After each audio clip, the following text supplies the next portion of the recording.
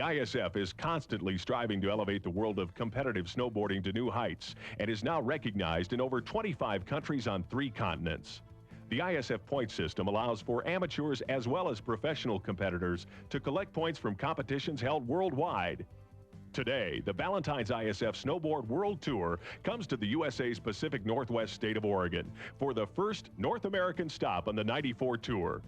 Here under the ominous shadow of Mount Hood, 67 miles from Portland, Oregon, lies the largest day ski resort in the USA, Mount Hood Meadows Ski Resort. Boasting an average of over 300 inches of snow annually, skiers have been enjoying the 2,000-plus acres for years, and now snowboarders are finding this the place to let loose. Right now, snowboarding is the fastest growing segment of the ski business, and I think you'll see a reflection of that here today. We like snowboarding. We think it's a great part of our sport. It's going to continue to be part of our sport, and I hope this is the second annual of many more of these kinds of events to come. This is really a skier's mountain, whether you're on Alpine skis or on snowboards. Snowboarders love this because of the variety of natural terrain we have here. We've got the terrain that'll challenge virtually any set of knees that wants to come on this mountain, all the way from the easiest to Heather Canyon, which is probably could be classified as the best double black diamond in the Northwest. And the area itself is 2,000 acres. We have 77 runs. We've got 9 lifts. We just put in a new high-speed detachable quad chairlift on the upper part of our mountain this year called Cascade Express. We're going to put another one in next year out of the bottom area. So we're real excited about that. And rightfully so. For the first Super G of 94 in the U.S., the competition will be held on the Middle Fork run just off the Jacob's Ladder lift. This particular run is no stranger to world-class alpine competition. Middle Fork combines all the features that make up the best and most dramatic of Super G races. Mount Hood Meadows' dedication to snowboarders is witnessed by their beautiful halfpipe. But on the day of competition, the temperatures warmed up and the snow became slushy. Speed became a problem, and big air maneuvers were difficult to perform, making the competition even tighter than normal.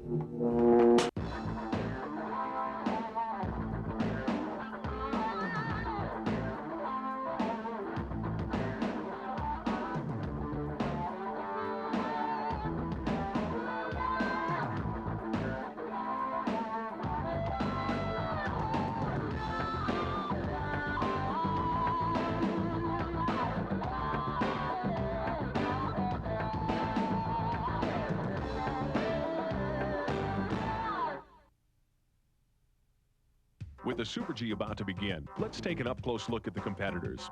First up, Mike Jacoby, who calls Hood River home. Windsurfing in the summers, Jacoby's here to defend the Super G title he won last year. Shannon Melhuse is from Salem, Oregon, and is no stranger to World Pro Tour competition, having won last year's Mount St. Anne Open in Quebec. Mark Fawcett, also from Hood River, is another keen windsurfer who also revels in other high-action sports such as mountain biking and rock climbing.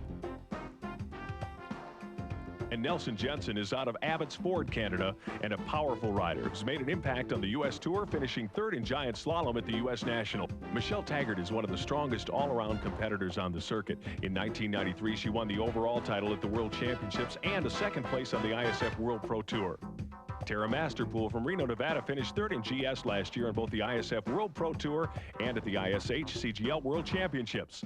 Stacia Hookham is a young and aspiring competitor, already showing her potential by taking 2nd place at this year's Amateur World Championships. Jennifer Shirowski from Edwards, Colorado, was the top-placed amateur in the Sugarloaf Open in Maine last year and could turn out to be a real threat to the pros here. As we begin, Michelle Taggart is already on course, riding a smooth fast track and carving a near-perfect line around the roundhouse turn. Michelle's a powerful rider who likes keeping a low profile through the turns and the flat sections. She scrubs a little speed as she approaches the knoll, causing her to get light on her board, losing her critical edge and valuable momentum.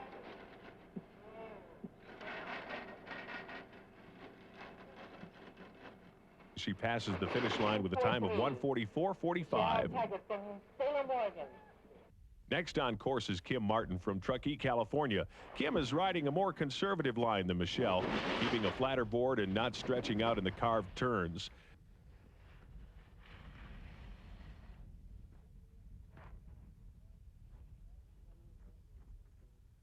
She held her speed through the flats, making a sweet transition over the knoll, and Kim finishes with a time of 1:35.65, placing her in 1st place at the moment.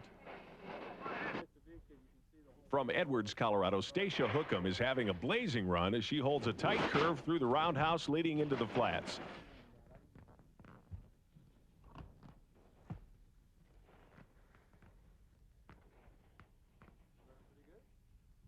Stacia had a little trouble having to make a double turn before heading off the knoll and got sideways after the knoll. Seconds ticked away before she was able to complete the run with a time of 1:33.44, placing her on top of the women. As we watch Tara Masterpool getting a little air entering the tough roundhouse turn, Tara ripped up the turn, carries an incredible amount of speed through the flats.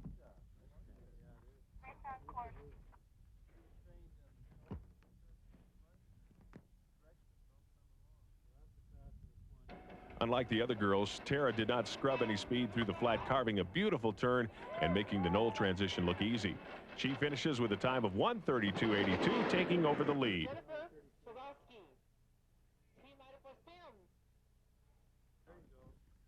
Also from Edwards, Colorado, Jennifer Shirowski approaches the roundhouse turn.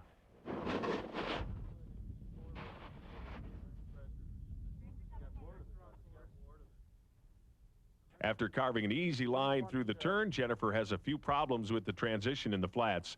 She's a strong rider and tightens up through the flat and over the knoll.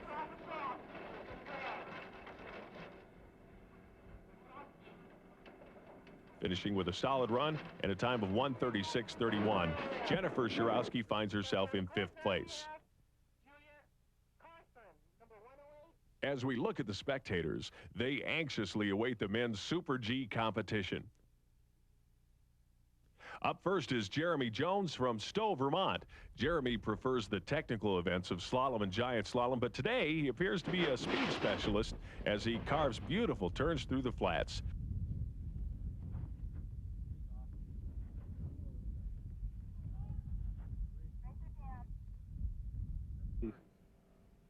Tom Hoke, how's that shot working? How's it working?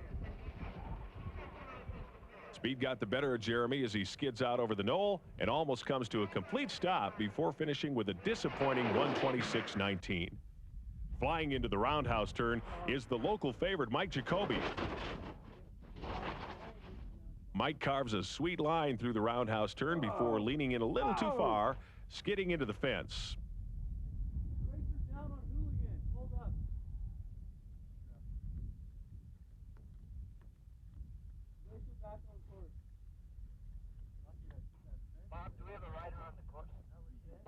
Yes, we do. He just went down on who. Jacoby lost valuable time digging himself out of the hole and returning to the course. He smokes through the finish with a time of 1:32.32. Let's take a slow motion look at Mike's crash.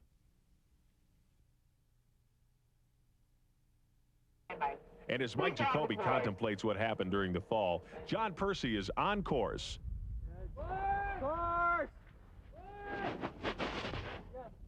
John likes Super G and has little trouble negotiating through the roundhouse turn and through the transition to the flats. The ruts appear to be growing, which causes John to have some problems on the steep section after the knoll. He finishes with a time of 1:25.21 to take over the lead from Jeremy Jones. Next rider on the course is Shannon Melhuse. Number 9, Shannon Melhuse, rider for Team Rossignol. Picks up on mine. You mean? I got my antenna sticking. Next on course from Salem, Oregon is Shannon Melhuse. Negotiating the ruts through the roundhouse turn, choosing the tight inside line, Shannon has no problems through the flats as he approaches the knoll.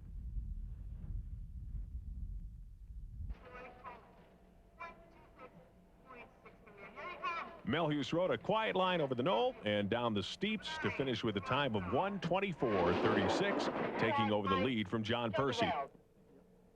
Michael Bell, running for Team Liquid. Flying over the little rise prior to the roundhouse turn is Ogden, Utah's Jeff Archibald. Jeff's an all-around rider whose experience in the ruts proved beneficial today as he screams across the flats toward the knoll. No, we're doing okay right now.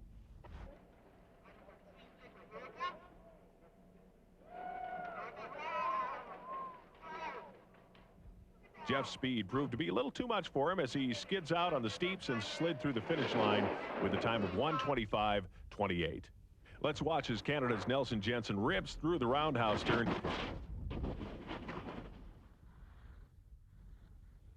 Nelson didn't let the bumps and ruts throw him in the flats as he approaches the knoll with a deceptive speed.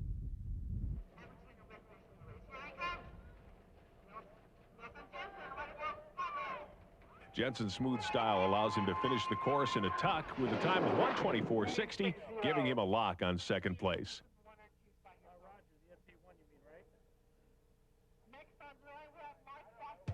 Taking a look at the women's winners, we find Tara Masterpool securing the women's top honor, winning $2,448. In second place is Stacy Hookham, winning $1,224. Coming from deep in the second seed to capture third place, winning $612, is Rosie Fletcher from Vail, Colorado. Kim Martin from Team Nitro and Jennifer Shirowski round out the top 5 women in this year's Wide Open Challenge.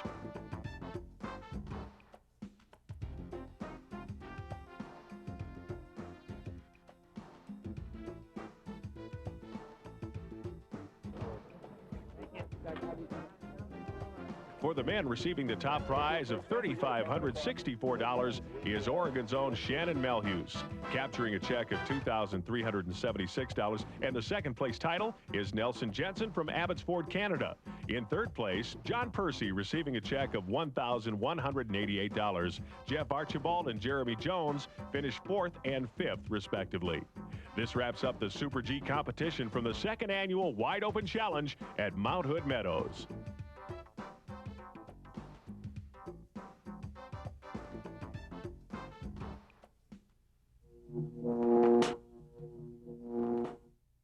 You've got to see JSP's inside track of extreme steeps and leaps. It's JSP's Scream and Videotape series. JSP's Extreme Scream Volume 1 includes highlights of the newest and hottest skiing competitions to hit the ski world, the U.S. and World Extreme Skiing Championships. You'll meet the skiers up close and radical. You'll live life on the edge with these competitors as they push the adrenaline envelope. There's only one way down, their way. And you can catch all the action right here by calling JSP at 1-800-721-6120 to order JSP's Extreme Scream Volume 1, available now. Also available, the 92 and 93 U.S. and World Extreme Skiing Championships. These are the official TV productions of these prestigious ski events and are available now for home viewing for only $19.95 plus shipping and handling. Order all 5 videos and receive 1 free. To order your copies of JSP's Scream and Extreme Skiing Series and Volume 1 of Extreme Scream, call JSP now. 1-800-721-6120.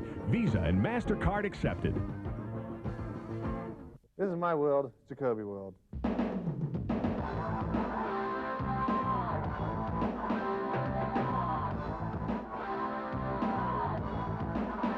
My world is Jacoby world.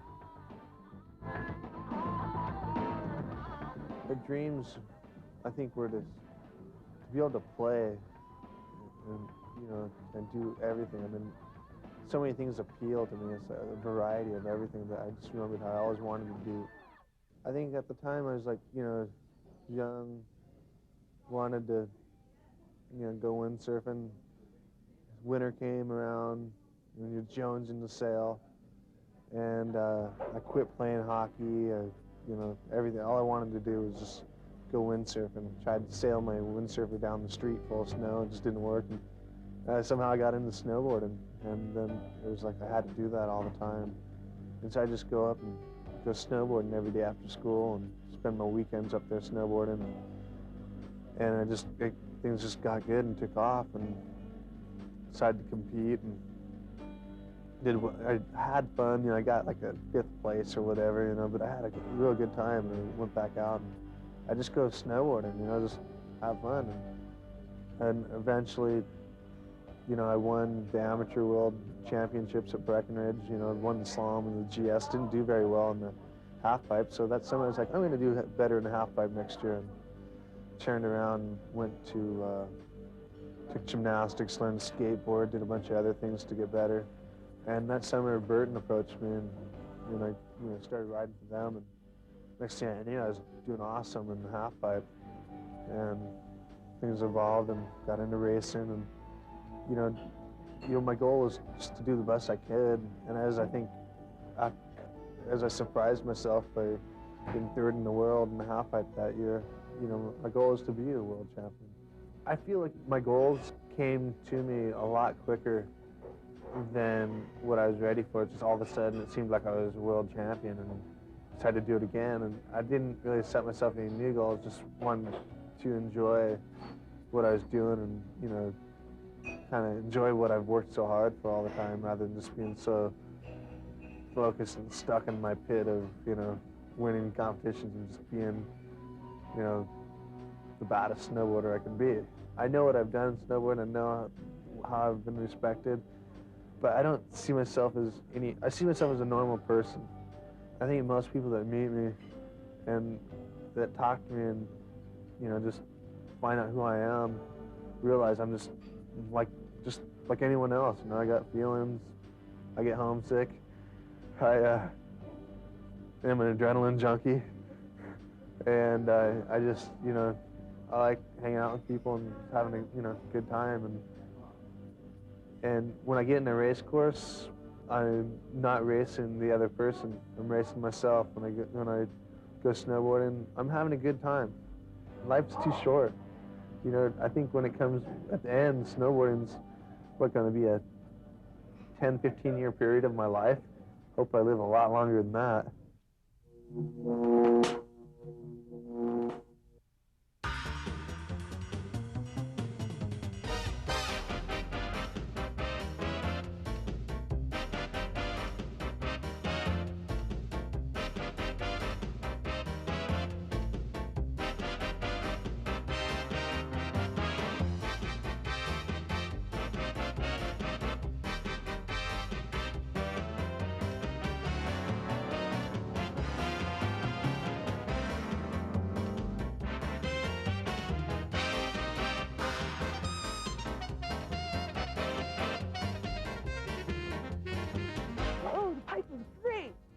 I wasn't made for TV. People bum on that.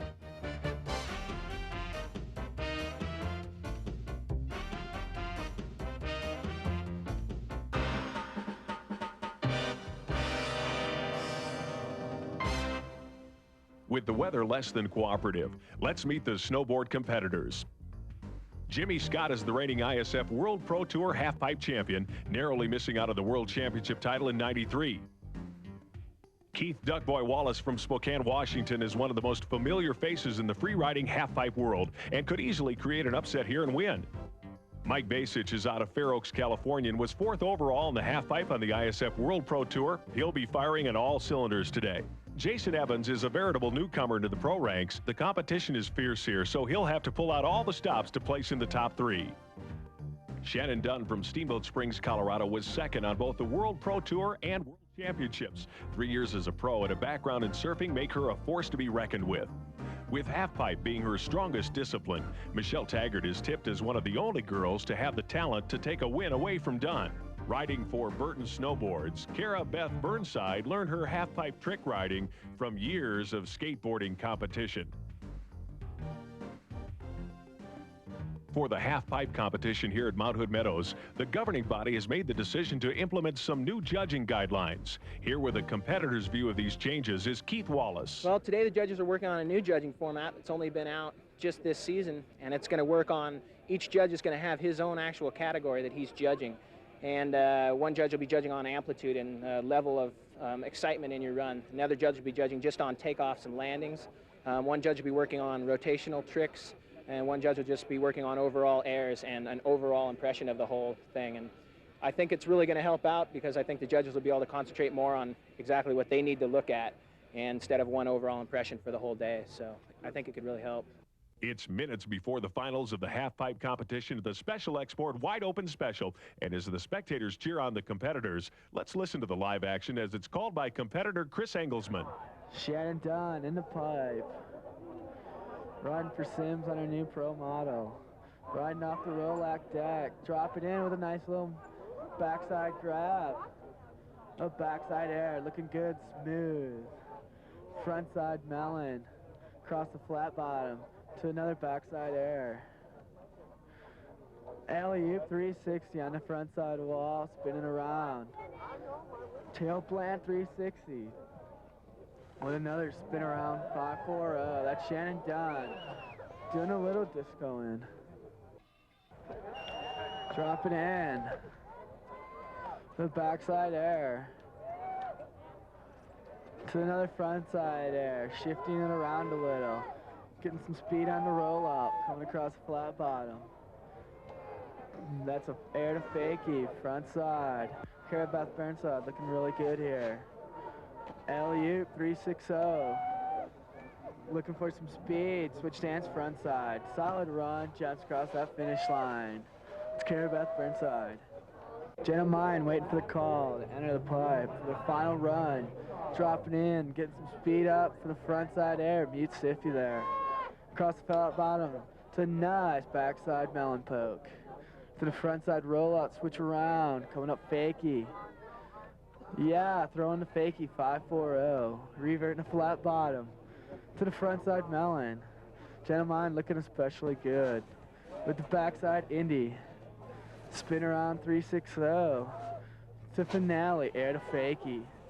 Yes, it's Jenna Mine. Throwing it all off. 360. Just look at her face.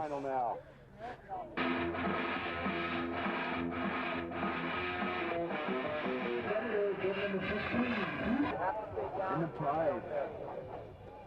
Half cabinet to the full cab. Slide around. Frontside melon 360. Gay twist. Frontside melon to fakie.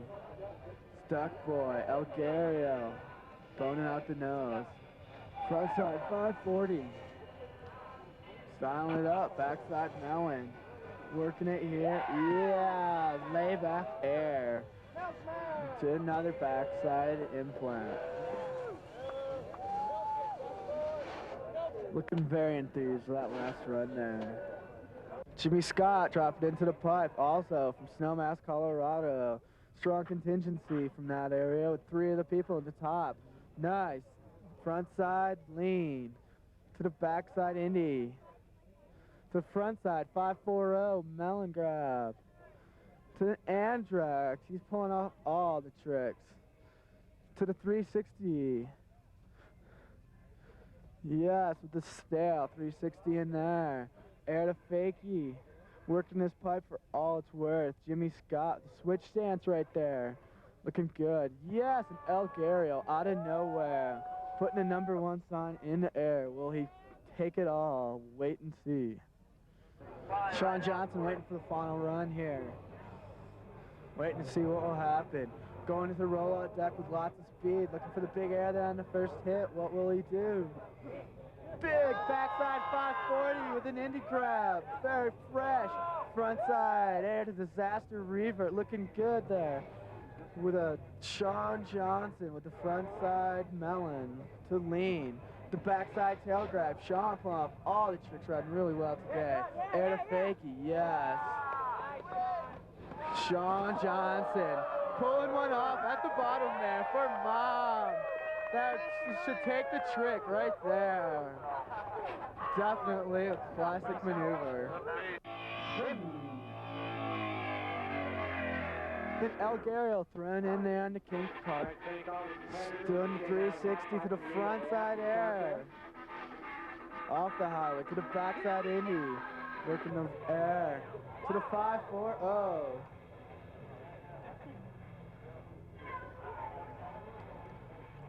To the frontside 360, Jason Evans, looking especially good. El Gario there at the bottom, off the kink. We got a man running down the middle of the pipe. What's he doing? As Jason Evans throws the alley-oop 360, the switch stance mute grab there. Doing the disco nose ride switcheroo, Jason Evans. Well, that completes the half-pipe competition, and with the spectators cheering him on, Jason Evans accepts the first-place award of $3,564. The final results of the men's competition shows that Sean Johnson took second place, winning $2,376. Jim Scott finishes in third, receiving a check for $1,188. Keith Wallace and Lael Gregory round out the top 5.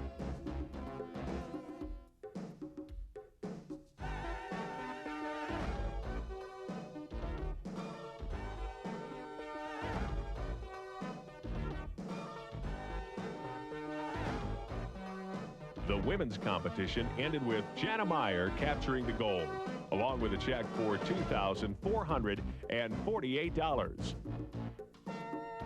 Carabeth Burnside finishes in second place, narrowly beating out Shannon Dunn for third and Tina Basic for fourth.